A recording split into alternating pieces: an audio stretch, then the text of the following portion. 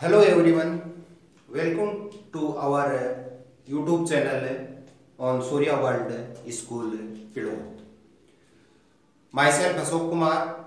आइए बच्चों, आज हम कक्षा 10 के लेसन नंबर 8 SST के लेसन नंबर 8 में जल संसाधन का अध्ययन करते हैं। देखो, इससे पहले वाले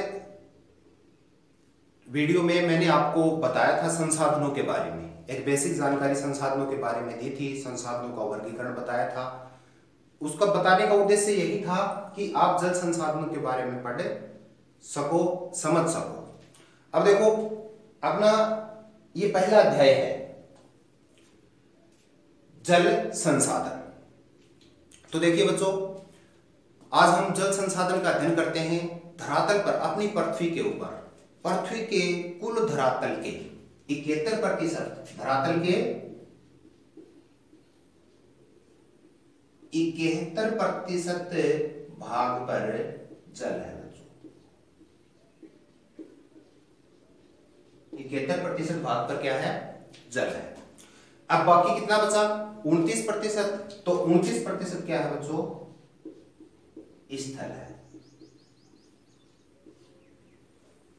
इतने बड़े क्षेत्रफल पर 71, पृथ्वी के कुल धरातल के 71% भाग के ऊपर जल है और केवल धरातल है 29%, जिसके ऊपर सारे महाद्वीप हैं। अब देखो बच्चों, इतना सारा जल होते हुए भी आप देखते हो कि नित नई जल की मानव के सामने जल संकट की समस्याएं उत्पन्न होती रहती हैं।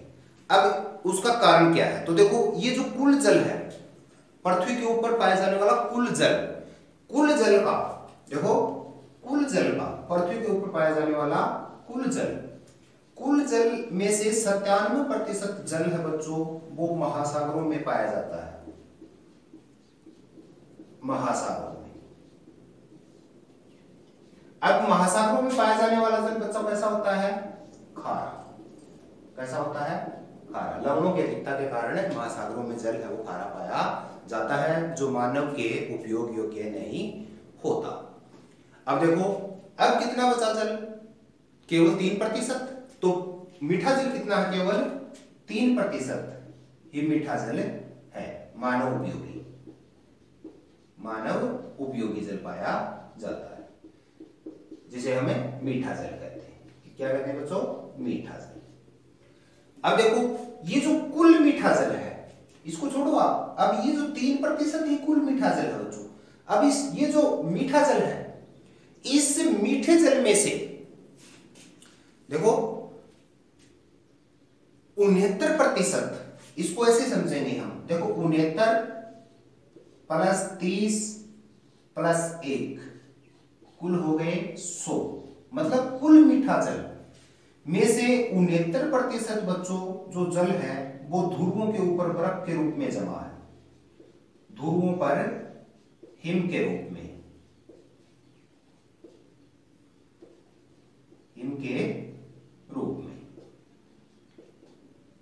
और 30% जल है वो भूमिगत है, भौम जल है। क्या है? भौम जल। अब कितना बचा बच्चों? केवल 1% जल बचा। मीठे जल का पढ़ रहे हैं हम, केवल खारे जल का नहीं, वो तो छोड़ दिया हमने। 97% था, वो तो छोड़ दिया। अब जो मीठा जल है, उसमें से मीठा जल, जो कुल मीठा जल है, उसमें से 69% ध्रुवों के ऊपर जमा है मीठा जल, 30% भूमि के अंदर भौम जल के रूप में मौजूद है, भूमिगत है, और केवल 1% जल है, यह हमें नदियों में या धरातल पर, धरातलीय कह सकते हो आप, धरातलीय जल के रूप में उपलब्ध है। नदी है, झीलें हैं, तालाब हैं, नहरें हैं आदि में हमें केवल 1% मीठा जल ही हमारे उपयोग योग्य है। अब देखो बच्चों, पृथ्वी के ऊपर पानी है वो बहुत ज्यादा मात्रा में है, लेकिन दुर्भाग्यवश इसका अधिकांश जल है, पृथ्वी का अधिकांश जल है वो महासागरों में पाया जाता है, जो कि मानव उपयोग योग्य नहीं है। केवल 3% जल ही मानव उपयोगी है, मीठा जल है जो मानव अपनी विभिन्न क्रियाओं में काम में ले सकता है। पेयजल हेतु, अपनी आर्थिक क्रियाओं हेतु। अब देखो इस 3% जल में से यह 3% भी जो जल है वो भी अगर मानव के लिए उपलब्ध हो धरातल के ऊपर तो क्या होगा, पानी की कमी कभी नहीं होगी, जल संकट कभी उत्पन्न नहीं होगा। लेकिन इसमें भी 69% मीठा जल है वो ध्रुवों के ऊपर, उत्तरी ध्रुव और दक्षिणी ध्रुव है उन ध्रुवों के ऊपर बर्फ के रूप में जमा है। 30% भूमि के अंदर, भूमि की गहराइयों में चला गया है। केवल 1% जल है जो हमें नदियों, झीलों, तालाबों आदि में प्राप्त होता है। जल भारत में जल की मांग और उपलब्धता हमेशा क्या रही है, भिन्न रही है। इसका कारण यही है कि जल पर्याप्त मात्रा में होते हुए भी हमारे पास अपने उपयोग योग्य, मानव के उपयोग योग्य बहुत कम जल प्राप्त हमें है। 2000 में भारत में प्रति व्यक्ति जो कुल आवश्यकता थी, या ये कह सकते हैं कि कुल आवश्यकता है वो 634 बिलियन क्यूबिक मीटर की थी। क्या थी बच्चों? 634 बिलियन क्यूबिक मीटर की, जो 2025 में बढ़कर, देखो अगले 25 सालों में बढ़कर 634 बिलियन क्यूबिक मीटर से बढ़कर कितनी हो गई बच्चों? 1023 बिलियन क्यूबिक मीटर। अब आप देख सकते हो कि लगभग दुगुना बढ़ गया 25 सालों में ही लगभग। और ऐसा क्यों हुआ? बढ़ती हुई आर्थिक क्रियाओं, बढ़ती हुई जनसंख्या के कारण। और जैसे जैसे जनसंख्या बढ़ती जाएगी, जल तो उतना ही उपलब्ध है हमारे पास, लेकिन जैसे जैसे जनसंख्या बढ़ती जाएगी वैसे वैसे जल संकट और भी गहराता जाएगा। अब इस जल संकट के प्रबंधन हेतु, जल संकट के प्रबंधन हेतु या जल के प्रबंधन हेतु आजादी के बाद भारत सरकार ने बहुत सी बहुउद्देशीय परियोजनाएं, जिसे हमें बांध कहते हैं, उनका निर्माण किया गया। आप जानते हो कि भारत में जल है वो, या धरातल के ऊपर जल है वो वर्षा के रूप में प्राप्त होता है। और भारत में वर्षा है वो मानसून के समय, और मानसून क्या है? अनिश्चित है, अनियमित है। अब देखो भारत का एक भाग, तो जब भारत में वर्षा काल होता है उस समय भारत का एक भाग तो जल में डूबा हुआ होता है, बाढ़ आ जाती है, जबकि दूसरा भाग सूखा पड़ा रहता है। तो सूखे और अकाल से बचने के लिए और जल के इस असमान वितरण से, जल संकट से बचने के लिए भारत सरकार ने आजादी के बाद बहुउद्देशीय परियोजनाओं की शुरुआत की। नदियों के ऊपर बहुत से बांध बनाए गए। इससे बच्चों जो अतिरिक्त जल था, वर्षा काल में जो नदियों में अतिरिक्त जल आता था, जो बाढ़, जिससे बाढ़ उत्पन्न होती थी, एक तो वह जल स्टोर हो गया, रुक गया, जिससे बाढ़ों की संख्या में कमी आई, बाढ़ों से होने वाला नुकसान कम हुआ। दूसरा, उन बांधों से कई तरह का उपयोग उन बांधों का लिया गया, उनसे नहरें निकालकर सूखे क्षेत्रों में पानी पहुंचाया गया, जिससे सूखे से भी बचा जा सका। हालांकि अभी इसमें और भी ज्यादा वृद्धि करने की जरूरत है। पूरी तरह से सूखे से और बाढ़ को हम पूरी तरह से नियंत्रित नहीं कर पाए हैं, लेकिन बहुत हद तक सरकार द्वारा बहुउद्देशीय परियोजनाओं के माध्यम से इसके ऊपर सफलता प्राप्त कर ली गई। इसीलिए नेहरू जी ने बहुउद्देशीय परियोजनाओं को, बांधों को क्या कहा है बच्चों? आधुनिक भारत के मंदिर कहा है। क्या कहा है? इनकी उपयोगिता के आधार पर इनको क्या कहा? आधुनिक भारत के मंदिर कहा है।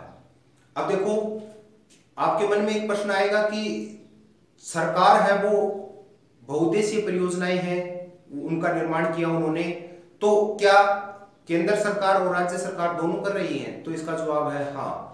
कुछ बहुउद्देशीय परियोजनाएं हैं जिनका क्रियान्वयन केंद्र सरकार कर रही है और कुछ का क्रियान्वयन राज्य सरकार कर रही है। तो वो कौन कौन सी परियोजनाएं हैं? देखो कुछ परियोजनाएं मैं आपको बताता हूं, जैसे केंद्र सरकार के द्वारा क्रियान्वित की जाने वाली परियोजनाएं बहुउद्देशीय नदी परियोजनाएं कौन सी हैं? भाखड़ा नांगल परियोजना, भाखड़ा नांगल परियोजना जो सतलज नदी के ऊपर बनी हुई है।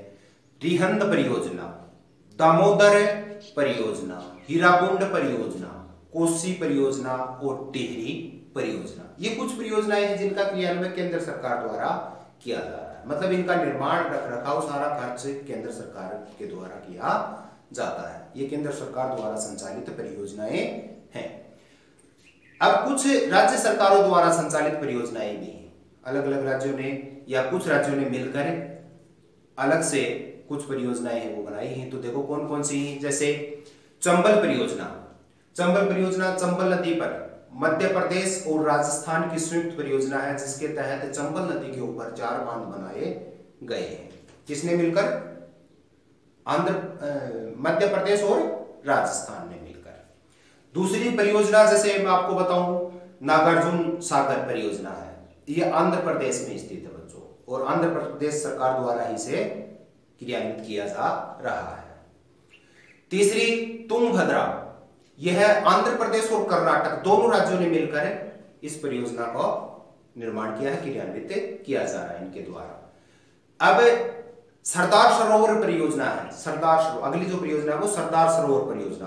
राजस्थान, मध्य प्रदेश और गुजरात द्वारा, तीनों राज्यों द्वारा मिलकर इस परियोजना को क्रियान्वित किया जा रहा है। इससे अगली जैसे पश्चिम बंगाल की एक परियोजना है फरक्का, क्या है बच्चों? फरक्का परियोजना। तो उसका भी संचालन पश्चिम बंगाल सरकार द्वारा किया जा रहा है। तो किससे? ये जल प्रबंधन हेतु बताया गया है आपको कि जल प्रबंधन, जल, पृथ्वी के ऊपर जल पर्याप्त मात्रा में उपलब्ध होते हुए भी मानव आवश्यकता के लिए जल है वो बहुत कम उपलब्ध है। इसलिए और जैसे जैसे जनसंख्या बढ़ती जा रही है, मानव की आर्थिक गतिविधियां बढ़ती जा रही हैं, जल की आवश्यकता है वो भी क्या ज्यादा होती जा रही है, जिसके तहत जल की मांग है वो बहुत ज्यादा होती जा रही है। इसलिए हमें जल प्रबंधन की आवश्यकता होती है। जल प्रबंधन हेतु सरकार द्वारा उठाए गए कुछ कदमों के बारे में हमने अध्ययन किया, नदी घाटी परियोजनाओं के बारे में, जिसे नेहरू जी ने आधुनिक भारत के मंदिर कहा है। इन परियोजनाओं में से कुछ परियोजनाएं जो केंद्र सरकार द्वारा संचालित हैं उनके बारे में हमने, जैसे भाखड़ नांगल परियोजना है, रिहंद है, कोसी परियोजना है, हीराकुंड है, दामोदर घाटी परियोजना है, टिहरी परियोजना है, ये केंद्र सरकार द्वारा।